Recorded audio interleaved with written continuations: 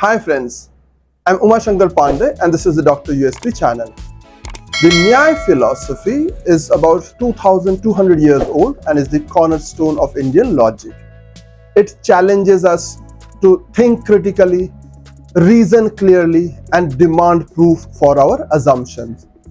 The Nyaya Philosophy teaches us to question assumptions, to dissect our arguments and embrace rationalism. Let us explore the roots of Indian knowledge, Nyaya philosophy in this video.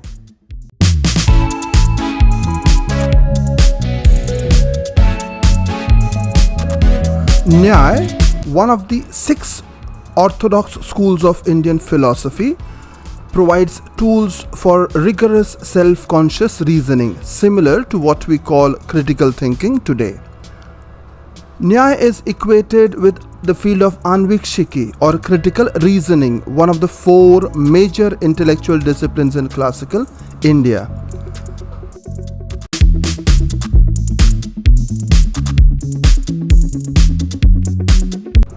The Nyaya Sutras are attributed to Sage Gautama in 2nd century BC. They consist of 528 sutras organized into 5 chapters, adhyayas, and each chapter is further divided into 2 sections or anikas. In Indian literature, sutra texts consist of concise, aphoristic statements that distill the fundamental teachings of a particular tradition. A student who memorizes all 528 sutras of the Nyaya Sutra would know everything about the Nyaya school. Commentaries on these sutras serve to clarify the densely packed ideas, earliest surviving commentary being that of Vatsyayana dating to 450 current era. Schools and traditions often evolve through layers of commentaries on earlier work. Successive generations use these commentaries to explore hidden implications, clarify or refine arguments, and incorporate new ideas. Commentaries also serve to defend their tradition against fresh challenges. Over time, the fundamental beliefs of a school are known as Siddhanta and accepted widely.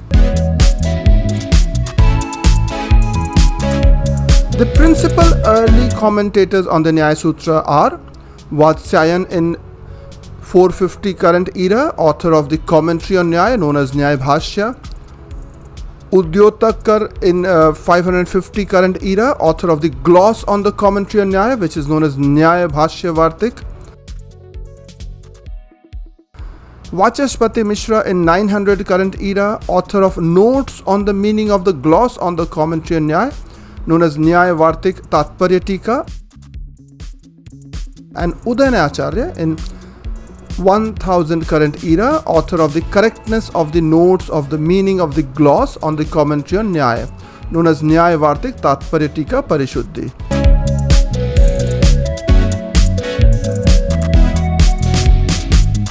Pramana Prameya Sanshaya Prayojan Drishtanta Siddhanta Anvaya Tarka Nirnaya Vad Jalpa Vitanda Hetva Bhas Chal Jati Nigrah Sthanam Tattva Jnana Nishreyasa Adhi Gamaha. This is the first sutra. What it means, it enumerates the 16 categories or the padarthas that form the content of the Nyaya system, leading to the attainment of the highest good, which is known as Nishreyasa. So the 16 categories are the sources of knowledge, the pramana, the object of knowledge, prameya, doubt, shanshaya, end or purpose, prayojan, example, drishtanta, established doctrine, siddhanta, the parts or constituents of this syllogism, avayav, the indirect negative argument, tarka, determinants of truth, nirnaya, debate earnestly carried for ascertainment of truth, vad, mere wrangling for verbal victory, jalpa, mere destructive criticism without a position of one's own, vitanda, fallacies, hetva bhasha, ambiguity and equivocation, chala, futile and pointless objection, jati, and nigrahasthana. Nyaya's philosophical focus revolves around the concept of pramana or knowledge source. Nyaya is dedicated to identifying and deeply analyzing these knowledge sources. Pramanas serve as the foundation for an individual's justified beliefs. and acts as the ultimate authority in philosophical debates. When an object is comprehended through a knowledge source, it becomes possible to engage in successful goal-directed activity. Thus, a knowledge source is useful or arthavat. Without a knowledge source, there would be no effective cognition of an object. Nyaya identifies 4 valid means of acquiring knowledge. The first is pratyaksha or perception, anumana, which is inference, upamana, comparison, shabda, verbal testimony, which is knowledge obtained from reliable sources such as sacred texts or authoritative individuals. The first praman, pratyaksha, combines the Sanskrit terms prati, meaning presence, and aksha, meaning eyes. So it refers to what appears before one's senses. It explains that perception involves a complex interaction between the observer's sensory faculties, the external object being perceived, and the mental processes or manas of the individual. Anuman or inference requires 3 essential principles. The first is the inferential process should synthesize diverse information into a coherent framework. Secondly, inference should naturally arise free from any self-serving motives. Thirdly, there must be a sincere desire or prama within the communicator to genuinely seek knowledge. Shabda represents testimony from a trustworthy source as an independent means of acquiring valid knowledge.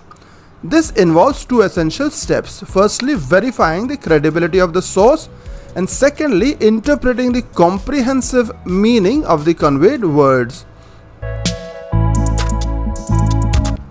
The fourth category, upaman, is grounded in comparative analysis. Philosophers highlight that comparison is a crucial method for obtaining valid knowledge, enabling new ideas to be assessed and explained by relating them to familiar concepts. The Nyaya school developed a structured form of syllogism consisting of 5 steps. The first is pratigya or the proposition, hetu or the reason, followed by drishtanta or example, upanaya, the application of the reason to the particular case, and finally nigaman, conclusion. The inaugural step is the statement of the thesis. It lays down the groundwork for what the argument seeks to establish. For example, the hill is on fire. This is followed by the statement of reason or evidence, providing the empirical or logical bedrock upon which the thesis rests. Because there is smoke. The third step is about citation of an example, a specific instance that is universally acknowledged and mutually acceptable, as in the kitchen where smoke is accompanied by fire.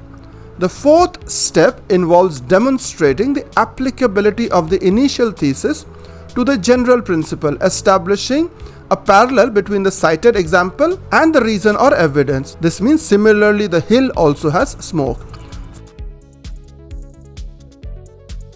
Finally, the fifth step culminates in the reassertion of the thesis, now fortified as proven or established. Therefore, the hill is on fire. The Nyaya method assigns nearly equal importance to the citation of examples and logical reasons. The Nyaya method is designed to be effective in both informal conversations and formal debates. The drishtanta or the example acts as the cornerstone of reasoning, enabling warranted extrapolation within a background of shared knowledge.